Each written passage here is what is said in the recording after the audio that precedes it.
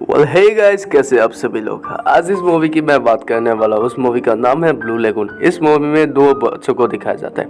ये कजिन होते हैं। ये बच्चे एक आइलैंड में फंस जाते हैं, जिसकी वजह से ये लोग अपने माँ बाप से बिछड़ जाते हैं। ये लोग उसी आइलैंड में बड़े होते हैं और बड़े होने के बाद इनके अंदर सेंसेस होने लगते हैं। ये लोग इमोशनली एक दूसरे पर डिपेंड होने लगते हैं और एक दिन इंटीमेट हो जाते हैं। तो चलिए शुरू करते हैं इस फिल्म का कहानी की शुरुआत में हमें दो बच्चों को दिखाया जाता है, जिसका नाम है रिचर्ड और एवलिन। रिचर्ड और एवलिन एक शिप में रहते हैं और जिसमें उसका फादर भी रहता है। असल में वो एक जगह से दूसरी जगह जा रहे थे। उसके बाद रिचर्ड और एवलिन उस शिप के कैप्टन के रूम में आ जाता है, जहाँ पर उस कैप्टन के पास से 9 लड़कियों के फोटो मिल जाते हैं और उसे देखकर वो कैप्टन बहुत गुस्सा होता है और रिचर्ड को मारने लगते हैं। उसके बाद रिचर्ड को मारता हुआ देखकर एवलिन रिचर्ड को बचाने की कोशिश करता है और उस कैप्टन के हाथ को काट देता है।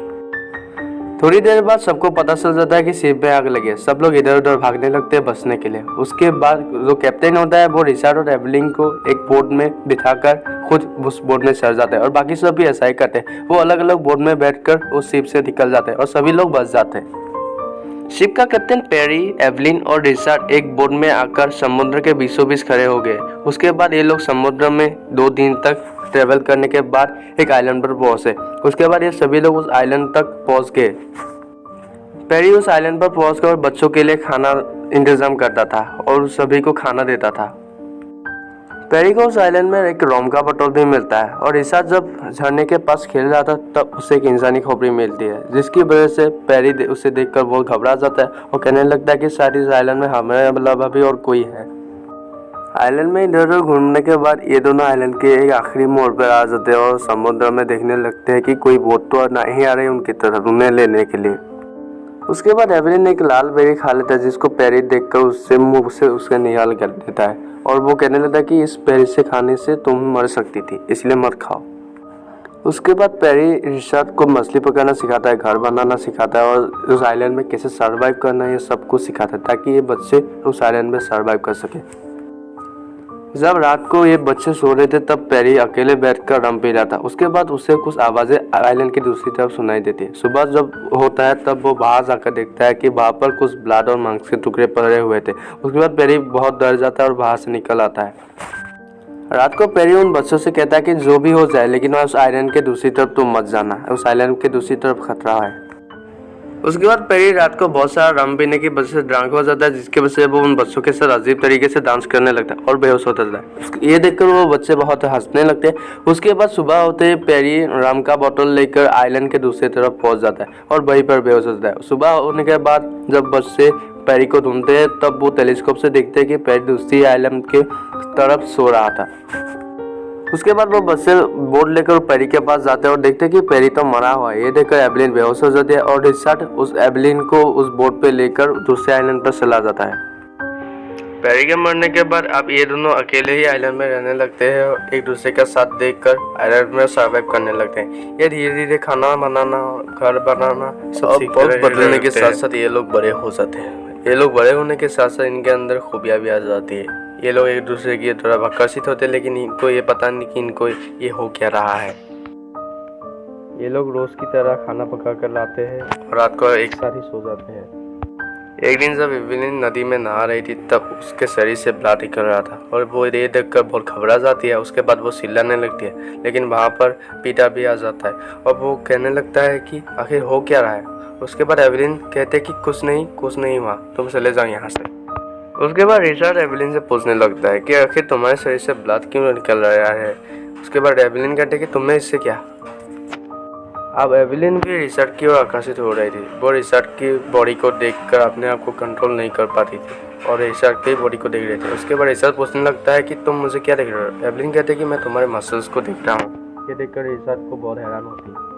एक दिन जब एवलिन जंगल की तरफ जा रहा था तब उसे एक अजीब तरह की मूर्ति मिलती है। वो उस मूर्ति के पास जाता है तो देखता है कि उस मूर्ति से ब्लड निकल रहा था। वो ये देखकर बहुत घबरा जाती है और बाहर चली जाती है। एवलिन घर आकर रिचर्ड को इसके बारे में बताती है और रिचर्ड ये सुनकर बहुत गुस्सा होता है कि रिचर्ड कहता है कि तुम्हें उस आइलैंड के दूसरी तरफ नहीं जाना चाहिए। रात को एवलिन जब सोता है तो वो सपना देखता है कि रिचर्ड पानी में डूबकर मर जाता है। उसके बाद वो सोने से बाहर आता है और चिल्लाने लगता है। उसके बाद रिचर्ड से गले लगा लेता है। एवलिन अपने आप को कंट्रोल नहीं कर पाती और रिचर्ड को वो किस कर लेती है। रिचर्ड भी अपने आप को कंट्रोल नहीं कर पाता और वो एवलिन के साथ इंटीमेट होने की कोशिश करता है, लेकिन एवलिन उससे हटाकर वहाँ से चली जाती है। जब एवलिन रात को सो रहा था तब रिचर्ड उसके पास आता है और धीरे धीरे उसके पास आकर उसे ताश करने लगता है। एवलिन जग जाती है और उसे वहाँ से भगा देती है। रात को एवलिन के सामान को देखकर रिचर्ड अपने आप को कंट्रोल नहीं कर पाती और आइलैंड के एक तरफ जाकर वो हिलाने लगते हैं, लेकिन उसे हिलाते वक्त एवलिन देख लेते हैं। उसके बाद रिचर्ड जब नारियल पा रहा था तब उसे एक शिप दिखती है और वो सीधे अपने घर की ओर जाती है ताकि उस शिप को अपनी ओर बुला सके। जब रिचर्ड अपने घर जाता है तब वो देखता है कि एवलिन ने उसका जो सिग्नल देने वाला सामान है वो सब फेंक दिया था। उसके बाद रिचर्ड पूछने लगा कि तुमने ऐसा क्यों किया। एवलिन ने कहा कि मैं यहीं पर रहना चाहता हूँ। उसके बाद ये देखकर रिचर्ड को बहुत गुस्सा आता है और वो अकेला ही समुद्र पार करके जाने का सोचता है। उसके बाद वो एक बोट तैयार करता है और समुद्र के लिए तैयार हो जाता है, लेकिन थोड़ी देर बाद उसका बोट डूब जाता है, जिसकी वजह वो फिर से तैर कर अपने आइलैंड पर आ जाती है। ये देखकर एवलिन उस पर बहुत हंसती है और उसका मजाक उड़ाती है। उसके बाद एवलिन रिचर्ड से कहती है कि मैंने देखा कि सुबह तुम क्या कर रहे थे, तुम ऐसा काम क्यों कर रहे हो। ये सुनकर रिचर्ड को बहुत गुस्सा आता है और वो एवलिन को बुरा भला करने लगता है। उसके बाद 2 नारियल लेकर वो एवलिन को कहने लगता है कि इस नारियल से भी सोते हैं तुम्हारे। तो एवलिन गुस्से में एक नारियल रिचर्ड के सर पर मारती है, जिसकी वजह से सोच लग जाती है। रिचर्ड को बहुत गुस्सा आता है, वो घर से एवलिन को बाहर निकाल देता है। अगले दिन समुद्र में जब एवलिन खाना धो रहा था तब उसका पैर एक जहरीली मछली में आ जाता है, जिसकी वजह से वो इन्फेक्टेड हो जाती है। उसके बाद एवलिन बीमार पड़ जाती है और रिचर्ड उसके पास आकर उसका ख्याल रखने लगता है। उसके बाद एवलिन रिचर्ड से कहती है कि मुझे मेरे कोट के पास ले जाओ। उसके बाद रिचर्ड उसे उसी मूर्ति के पास ले जाती है और एवलिन वहाँ पर प्रे करने लगते हैं। उसके बाद अमेरिकली एवलिन ठीक भी हो जाती है। उसके बाद ये दोनों हमेशा साथ रहने लगते हैं और प्रॉमिस करते हैं कि हम जितने भी झगड़ने लगे हम हमेशा एक साथ ही रहेंगे।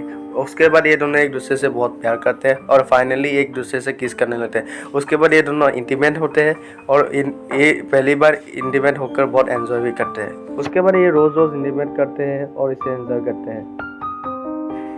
एक दिन इंटीमेट होने के बाद एवलिन बहुत बीमार सी हो गई थी और वो आइलैंड के एक पास जाकर उल्टी करने लगी थी।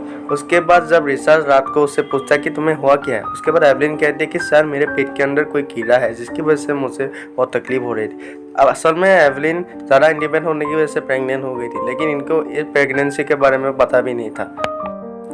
एक दिन रिचर्ड जब आइलैंड में खाना धो रहा था तब उसे कुछ आवाज़ें सुनाई देती है। उसके बाद वो उस आवाज़ों का पीछा करते हुए एक कबीले के पास पहुंच जाता है। असल में उस आइलैंड में उन लोगों के अलावा भी कुछ आदिवासी रहते थे। वो आदिवासी एक आदमी को लेकर बलि दे रहे थे। ये देखकर रिचर्ड को बहुत डर लग जाता है, वो वहाँ से भाग जाता है। उसके बाद एक दिन एवलिन को पेट से बहुत दर्द होने लगता है। उसके बाद रिचर्ड उसका इलाज करते हुए उसका पेट का दर्द ठीक कर देती है और फाइनली एवलिन एक बच्चे को जन्म दे देती है। वो दोनों उस बच्चे को देखकर बहुत खुश थे। उस बच्चे का नाम उन्होंने पैरी रखा था, क्योंकि पैरी ही वो आदमी था जिन्होंने उन लोगों को जीना सिखाया था। उसके बाद वो लोग उस बच्चे का बहुत अच्छी तरह से ख्याल रखती है। अब वो बच्चा ही उन दोनों का जीने का मकसद बन गया था और उन बच्चों को उन लोगों ने बहुत अच्छी तरह से ख्याल रखा था। पिता देखता है कि एवलिन उस बच्चे को अच्छी तरह से ख्याल रखता है और उसे स्विम करना भी सिखाता है। धीरे धीरे पैरी भी बड़ा हो गया था और वो खुद ब खुद स्विम करने लगा था। एक दिन रिचर्ड के पिताजी उसको ढूंढते हुए उन्हीं के आइलैंड के पास आ जाते हैं। उसके बाद रिचर्ड के पिताजी दूरबीन से देखते हैं कि कोई आदमी और औरत वहाँ पर है।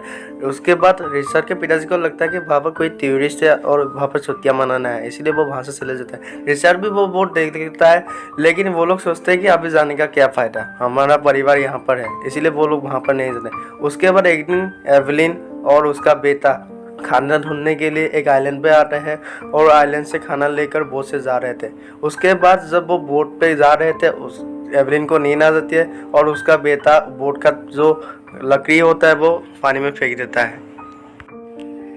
उसके बाद एवलिन ये देख लेती है, वो बहुत परेशान होती है और रिचर्ड को चिल्लाने लगती है। उसके बाद रिचर्ड भी वो देख लेता है और आइलैंड से तैरते हुए उनके बोट के पास आ रहा था। उसके बाद एवलिन देखती है कि रिचर्ड की तरफ एक शार्क आ रहा था। ये देखकर एवलिन घबरा जाती है और अपने चप्पल से उस शार्क को मारने लगती है, जिसकी वजह से आखिरी चप्पू भी चला जाता है। उसके बाद ये दोनों बहुत रोते हैं, क्योंकि ये दोनों समुद्र के बीचों बीच पहुंच जाते हैं और इनके पास कोई खाना नहीं होता। उसके बाद भूख के मारे ये लोग सो जाते, लेकिन उनका बेटा पेरी कुछ जहरीले बेरीज उस बोट पे लाया था, जिसकी वजह से वो जहरीले बेरीज खा लेते। ये एवेलिन देख लेता है और वो रोने लगती क्योंकि उसका बेटा उस जहरी को खाकर मरने वाला था। उनके बाद वो सोचता है कि अगर उनका बेटा ही नहीं रहेगा तो वो सीखे क्या करेगा, इसीलिए उन दोनों ने भी वो बेरी लिया और आधे बेरी रिचर्ड ने और आधे बेरी एवेलिन ने लिया और खा लिया। उसके बाद ये दोनों मर जाते हैं। कुछ देर बाद उनकी बोट को रिचर्ड के पिताजी देख लेते हैं और फाइनली उनके बोट पर वो उन लोगों को मिल जाते हैं। उसके बाद वो लोग चेक करते कि वो लोग मरे नहीं है, असल में वो बेरीज खाकर वो लोग मरे नहीं थे, सिर्फ बेहोश थे। और इसी के साथ ये फिल्म खत्म हो जाती है दोस्तों। वेल गाइस, हाल ही में मैंने what every friends women want नाम की मूवी को एक्सप्लेन किया। अगर ये मूवी आपको फुल देखनी है तो इसका लिंक मैं आपको दूंगा, लेकिन आपको मेरे चैनल को सब्सक्राइब करना होगा। और जो भी मेरे चैनल को सब्सक्राइब करके नीचे कमेंट में लिखेगा कि मुझे भी लिंक चाहिए, तो मैं उन सभी को उस फिल्म का लिंक दे दूंगा। तो गाइस, अगर ये मूवी का लिंक आपको चाहिए तो मेरे कमेंट बॉक्स से आप कमेंट लिखिए और मेरे चैनल को सब्सक्राइब कीजिए। मैं आप सभी को प्लीज़ प्रॉमिस करता हूँ इस चैनल का लिंक दे दूंगा।